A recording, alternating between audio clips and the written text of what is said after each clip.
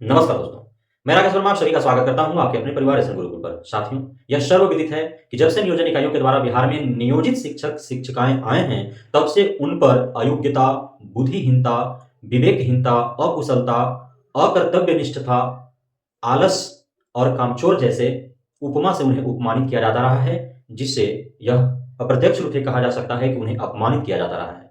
लेकिन ऐसे नहीं है कि सभी नियोजित शिक्षक शिक्षिकाएं इसी रो में खड़े हैं। कुछ इन उपमा से भी बाहर उठ करके कुछ इतने योग्य हैं, इतने कुशल हैं, इतने बुद्धिमान, इतने ज्ञानी, प्रखाट पंडित हैं। उन्हीं चंद नियोजित शिक्षक शिक्षिकाओं से मैं भी शिक्षा प्राप्त कर आज आपके समक्ष खड़ा हूं। और न जाने कितने सैकड़ों नहीं हजारों की तादाद में ऐसे छात्र छात्राएं रहे हैं जो उन नियोजित शिक्षक शिक्षिकाओं से ही लाभप्रद होकर के और आज कोई बीडीओ है, कोई डीओ है, कोई बीओ है, कोई एसडीओ है, कोई एसडीपीओ है, कोई एसडीएम है, कोई डीएम है, कोई आईएएस है, कोई आईपीएस है, कोई बीपीएससी से शिक्षक है, तो कोई किसी अन्य पदों पर है, तो कोई नेता है, तो कोई मंत्री है, तो कोई विधायक है। तो ऐसा नहीं कहा जा सकता है कि सभी अयोग्य हैं, सभी विवेकहीन हैं, बुद्धिहीन हैं, अकुशल हैं, सभी कामचोर हैं, नहीं कहा जा सकता। लेकिन कुछ चंद ऐसे हैं, लगभग पिछले 9 साल के यदि आंकड़ा देखा जाए, जब से निगरानी समिति बैठाई गई है और जांच चल रहे हैं, तो अब तक 72 से 75 हजार ऐसे नियोजित शिक्षक शिक्षिकाएं हैं जिनका फाइल फोल्डर अब तक उन तक नहीं पहुंचा। साथ ही ई शिक्षा कोर्स पोर्टल पर भी सॉफ्ट कॉपी अपलोड नहीं किए जा सके। तो क्या माना जाए, उन 75 हजार शिक्षक शिक्षिकाओं के बारे में क्या विचार रखा जाए? आप क्या विचार रखते हैं? और जब ये सवाल उत्पन्न होता है, तो उन 75 हजार के बाद जो लगभग 2.25 लाख के आसपास जो नियोजित शिक्षक शिक्षिकाएं जो सही हैं, योग्य हैं, वे भी उसी लाइन में आकर के खुद को खड़ा मान लेते हैं। और जब फर्जी शिक्षक शिक्षिकाओं के ऊपर आवाजें उठाई जाती हैं, उन्हें निकाल बाहर करने को लेकर के जब सरकार विभाग को कटघरे में खड़ा किया जाता है, तो फिर वही कमेंट बॉक्स में आकर के और अनाप शनाप बकने लगते हैं।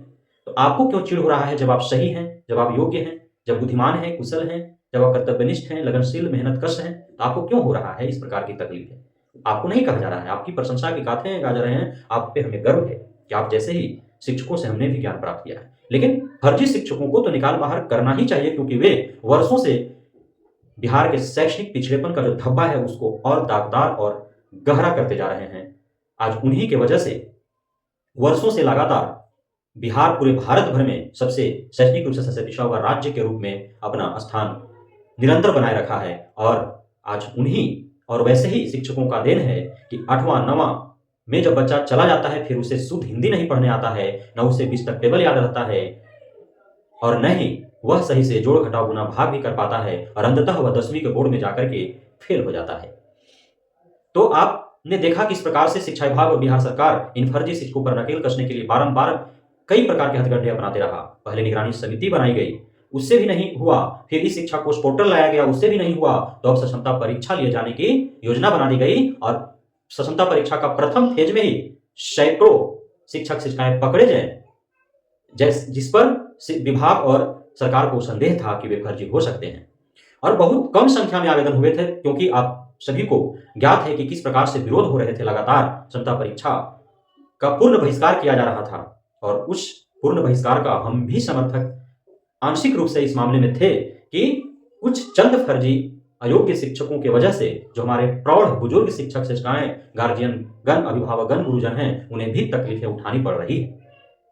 तो साथियों एवं गुरुजनों, जो आवेदन हुआ, आवेदन मात्र से 1205 फर्जी शिक्षकों के खुलासे हुए, और लगातार जांच किए जा रहे हैं। शिक्षा विभाग के मुख्यालय में बुला करके कंट्रोल एंड कमांड ऑफिस बनाए गए हैं, वहां पे बुला करके सभी 1205 शिक्षक शिक्षिकाओं का उनका मूल प्रमाण पत्रों से सत्यापन किया जा रहा है कि कौन सही है, कौन फर्जी है।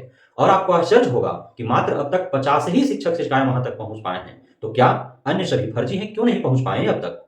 और आपको यह भी जानकर के हैरानी होगी कि उन 1205 में से 350 ऐसे शिक्षक शिक्षिकाएं हैं जिन्होंने एक नहीं बल्कि 2 बार क्षमता परीक्षाएं तो उन्होंने आवेदन किया। तो क्यों किया? क्यों किया उन्होंने 2 बार आवेदन?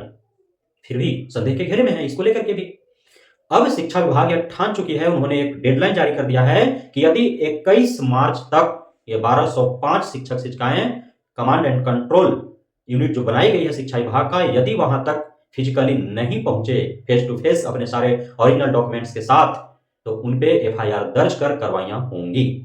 लेकिन सवाल उत्पन्न होता है कि क्या सिर्फ 1205 में से जो भी फर्जी पाए जाएंगे, क्या उन पे कार्रवाइयां कर देने मात्र से क्या सॉल्यूशन हल हो पाएगा?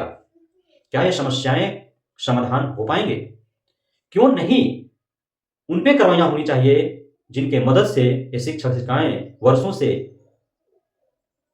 पूरे सीना तान करके और सही शिक्षकों के रो में खड़े होकर के और पढ़ाते रहें और भविष्य बर्बाद करते रहे हमारे बिहार के बच्चों का, और हजारों करोड़ रुपए अब तक ये चौपट लगा चुके बिहार के राजस्व का।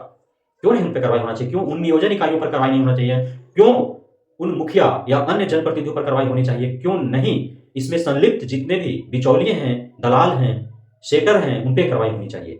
क्योंकि सिर्फ आज तक उन पे ही कार्रवाई हुई है जो अंतिम पायदान पर खड़े होते हैं, लेकिन जो सीढ़ियां जो वहां तक पहुंचने के लिए बनी हुई है, उन सीढ़ियों में कौन कहां खड़ा है उन्हें नहीं पकड़ा गया है, तो कैसे लगाम लग पाएगा? तो आप सभी जितने भी फर्जी हैं, अब उनकी मर्जी है कि क्षमता परीक्षा में सम्मिलित होंगे अथवा नहीं, और सक्षमता परीक्षा में नहीं भी सम्मिलित होंगे तो आप कतई नहीं ये सोचें कि आप नहीं पकड़े जाएंगे, क्योंकि एक समय ऐसा आएगा कि क्षमता परीक्षा में बैठना हर किसी को अनिवार्य और बाध्यता बना दी जाएगी। चाहे आप फेल करें या पास, फेल भी करेंगे तो आप नियोजित शिक्षक के तौर पर कार्यरत रहेंगे, लेकिन परीक्षा में आपको बैठना पड़ेगा ताकि सभी जांच प्रक्रियाएं से आपको गुजारा जा सके, और यदि आप फर्जी हैं तो आपको निकाल बाहर किया जा सके। बहुत बहुत धन्यवाद आप सभी गुरुजनों का हमारे साथ जुड़े रहने के लिए, बढ़ने के लिए, मित्रता देने के लिए, हमें भरोसा बनाए रखने के लिए। जय हिंद।